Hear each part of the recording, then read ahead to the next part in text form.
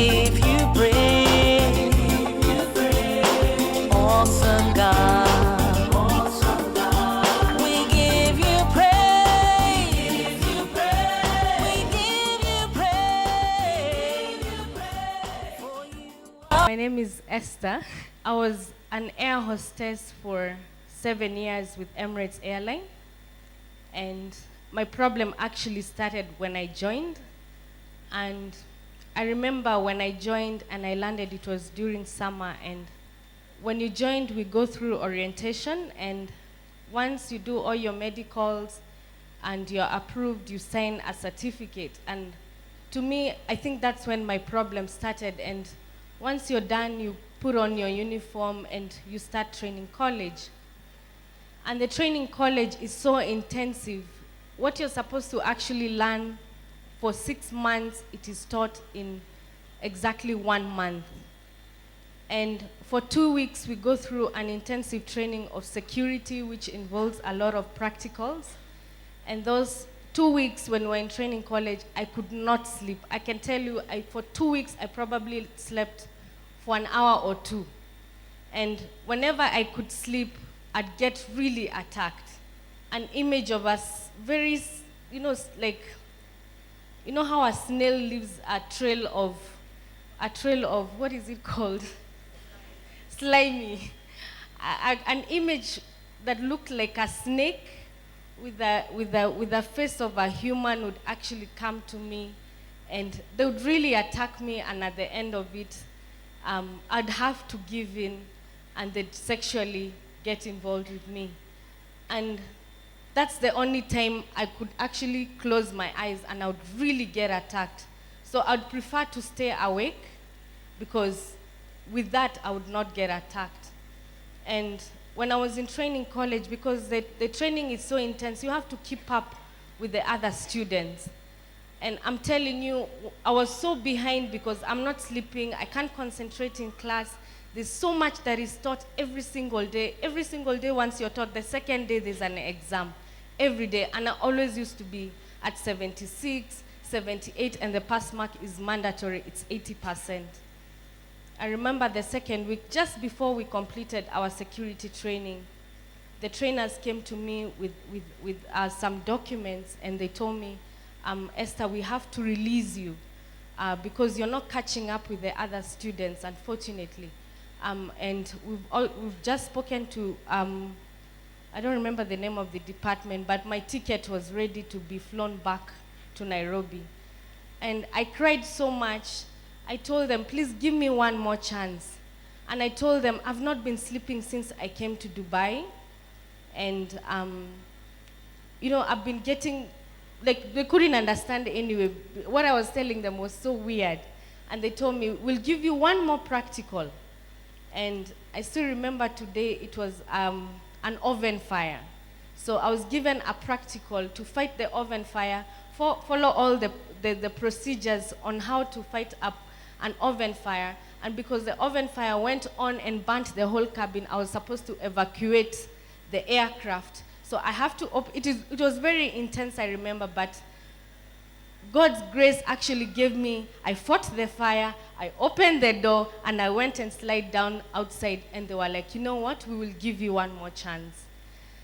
They gave me my security certificate. Now it was the medical training. In less than 2 weeks.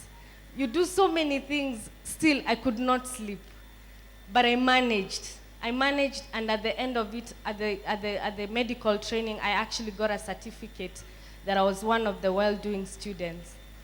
Well, I started flying, and I remember you first do one soupy flight where you're supposed to be shown around the aircraft. The pilots are going to show you around the aircraft, and you're actually really taken care of. That went well. On my second flight, it was to Lagos. And to Lagos, I was working in economy, and I'm carrying, I'd not slept still. I could not sleep. I was holding a kettle full of hot coffee, and I'm walking around, I'm feeling dizzy, and I can tell when my body is almost giving in. I'm walking around asking customer, anyone for coffee, anyone, and I just dropped. The whole coffee, what I could hear is people screaming, oh my God, you burnt me, and If there's any Nigerian here, no offense, but you know how dramatic they can be. Well, I went and sat down, and it was reported, and I sat on a panel of like maybe 15 managers, them deciding on my fate, because now the training on security team were actually on the panel, and they said the problem that I had on training. And again, I was given a warning. I'm telling you, in those 7 years, I flew with Emirates. I used to recover from one warning. Before it expires, I'm on another warning. And it used to be issues. I've been caught in the toilet, sleeping in the toilet, and I'd fall asleep and forget that I was actually in the aircraft. And I would fall asleep. So somebody would come knocking the door, I can't hear, and then we used to have, somehow we could open the door from outside, but it's only the air hostesses would have the permission to do that. And when someone opens, they find me dead asleep in the toilet. And they have to shake me to wake up. So I got so many warnings because of that. One day I actually went almost like into a depression. And I remember one day I was seated and I wrote a letter of how this world is so unfair to me. This world, it just that I'm not loved. I don't feel loved. Why can't I just, one day I sleep and I don't wake up, or I drink something. There's even a day I went and checked how much, like poison is. And I'm like, what are the procedures? How do you die? How does it destroy your organs? And I was ready to go. And when we got married, the problem didn't stop. It was even now worse. I would tell my husband, please pray for me before we sleep. I want to sleep. And I'd sleep for 1 hour and wake up. He even got used. At first, he found it so weird that I'm married to someone who doesn't sleep. And it could go on and on. Fast forward, I came to KBIM. And when I came to KBIM, it was Steve Ngunyi who introduced me, actually.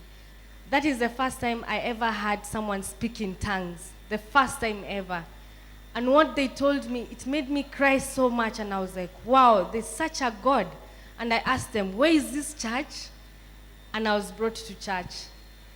I'm telling you, the day I got delivered, I still remember afterwards, when I got delivered, I remember asking Pastor Charles, who are you? I'm asking, who are you? And that was the first time, even some of you didn't know, insomnia is a demon. The devil brings fatigue and tiredness.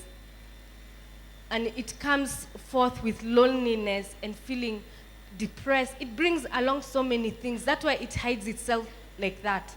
It was called insomnia. It had eaten me so much. I was not happy in my life. And I remember that day when I was driving to church, I had not slept straight for 3 days. Straight. And I told God, today, it's a Tuesday. I don't want to miss these Tuesdays because you're being ticked. Do you know, I was even asking God, can I put a stopper on one eye like this and another one on... So when I'm driving, my eyes are open. But I told God, imagine today is my day. I'm expecting you and I'll drive to church. I drove to church and I almost got arrested at the junction where there are lights in Pangani. That was my first, almost the devil trying to stop me. That night when I got delivered, I think deliverance takes a process, because that night I'm closing my eyes and I can hear Pastor Charles saying, you have a gift of sleep. Sleep right now. And it kept playing over and over my head. And I remember at 3 a.m., my son woke up, I gave him milk. After he slept, I slept until 8 in the morning. And I opened my eyes and I'm like, wow, I've never slept for even 3 hours straight. And it picked up. Now I sleep throughout the night. Every night. Actually, most of the time, my husband has to, he has to wake up and tell me, babe, the baby is awake. Or the baby needs this. But I'm telling you, having a husband that loves you for who you are. He's helped me so much through the journey of not sleeping, and especially when I was pregnant. I would stay, can you imagine being pregnant? Most women will relate. I would stay up throughout the night, and he would allow me to watch movies when I'm sitting, I would sit on the bed the whole night watching movies until the day I gave birth. I still had not slept. I am so happy.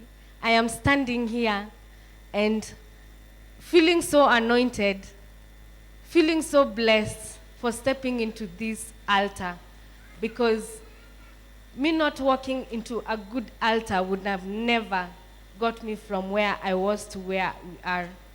And we've been so blessed since we stepped in this altar. I have no words to express the blessings we've been blessed with. Look at us, how happy we are. Wow. Somebody give the Lord Jesus some glory.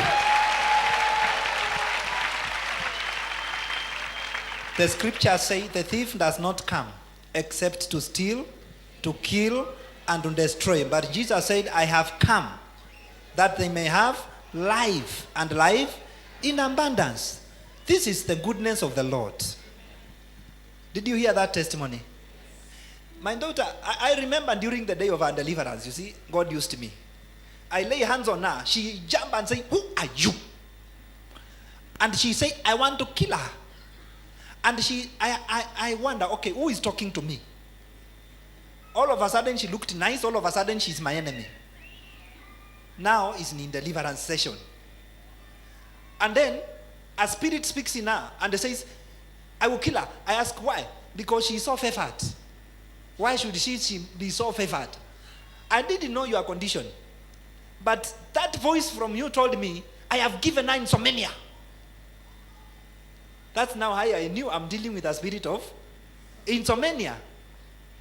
So I pray for her. The spirit leaves her body. And then God tells me, now pray for her to sleep. Then I said, lady, from today you are going to receive a gift of sleep. God will compensate all the hours you have never slept. Then by faith I prayed for her. She collapsed and slept. She slept. Then after some time I said to people, wake her up. Then she woke up. And I could see she was so refreshed out of that little sleep. And now here is our testimony. Isn't God good? I want the husband to come just for a minute. And for the sake of he's here. We have so many testimonies in this church. I think we will begin to take time every Sunday and take at least three. Tell your neighbor, yours will be there. I would like your husband to tell us, when you marry this woman, and all of a sudden you realize you have married somebody who don't sleep. Now what are you thinking? I mean, you are a man, and the marriage is new. This is a disaster you have married, I mean. What made you hold on and believe that I will still soldier on with her? And did you witness the lack of sleep in her, and how did it bother you as a husband? Praise God, church. Now, when we met, she couldn't sleep. Every time she would wake up, I'm like, no, just read the Bible, read some Psalms, and say some prayers, because sleep honestly comes from God. It doesn't come from man or anyone. What is it? What trouble are you going through you think it will never be over? Think about what this girl went through with her husband, who was then a fiancé and then a husband. The thinking of nothingness. It is over. A wife who can't sleep. Insomnia. 7 years of work going down the drain. Thinking of taking poison to die. And they bounce back. And they are now in events, big time. And what you are seeing is a blessing from a miracle.